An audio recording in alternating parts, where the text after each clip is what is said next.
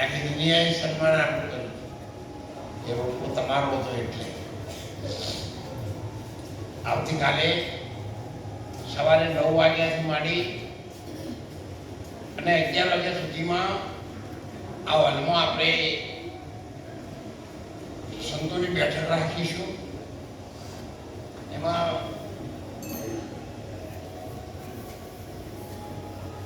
ભાઈ એમને આ પ્રસાદી આપી છે એમના તરફથી સિંગ તેલના 10 ડબ્બા રણુજા એ ભાઈ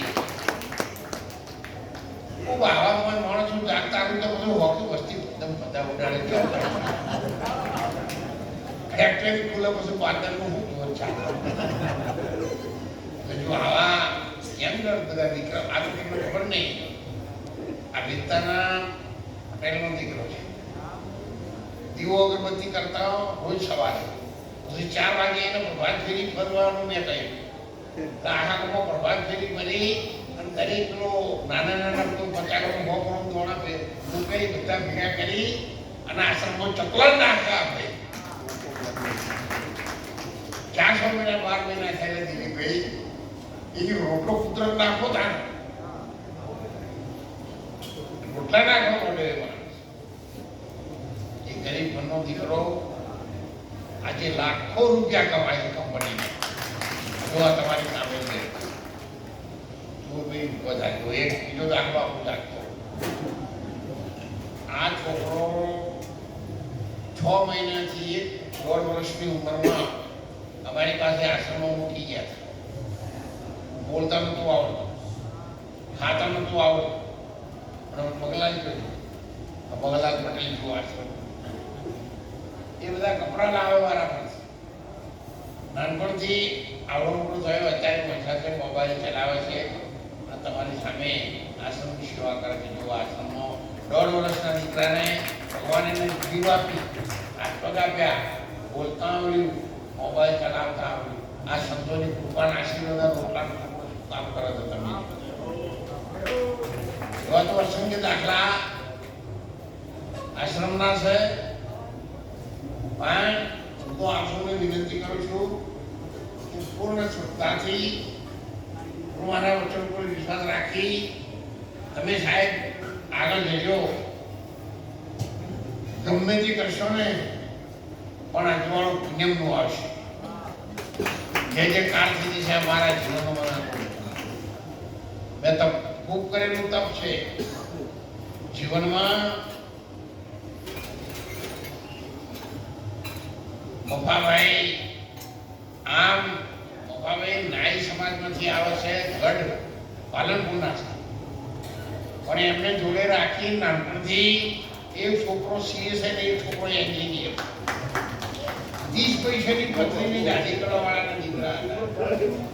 એટલા ઊંચા હોદ્દા ઉપરથી એટલે વિશ્વાસ રાખીને તમે જાઓ. બધે 21 રૂપિયા એમને પણ સંતોની પ્રસાદીમાં આપ્યા છે. તો અસંખ્ય મારા માથાના વાળ જઈ ગયા ને એટલા દાખલા.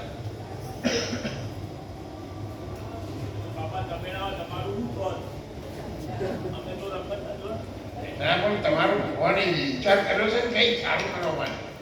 આપણે બધા ભેગા થયા છીએ કેમ કઈ સારું થવાનું છે. એટલા અહીંયા પણ અમારે લાલજીભાઈ પરમાર સાહેબ ને તરસીભાઈ પટેલ સાહેબ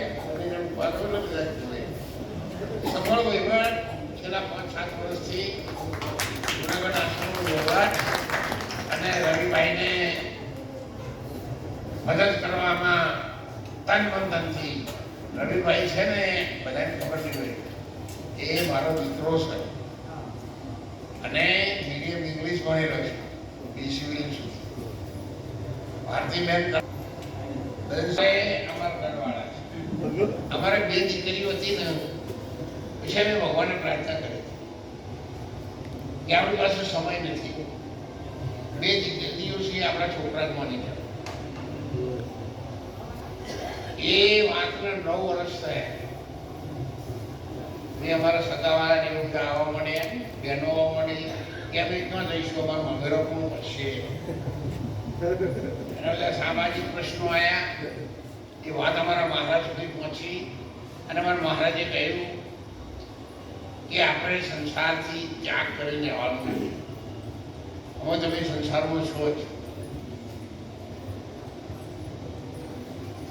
વધારો મારે. અને પછી આ તો આપણે પેલું પછી લગ્ન કેમ જે ટાઈપનું રીમેરેજ જેવું થયું. અને 9 વર્ષ પછી ગુરુ મહારાજના આશીર્વાદથી ઋષિ પંચમીના દિવસે રવિભાઈનો જન્મ થયો છે એટલે એનું નામ રવિ ઋષિ પંચમીના નામે સંસાર વ્યવહારમાં તો તમે બધા મને બહુ નજીકથી ઓળખતા ન હોય, ખાલી મહારાજથી ઓળખતા હોય. જે બહારથી આવ્યા હોય એમને પણ ખૂબ ખ્યાલ આવે. ભગવાન પર વિશ્વાસ રાખનાર, પરમાત્મા દેવી દેવતાઓ પર વિશ્વાસ રાખનાર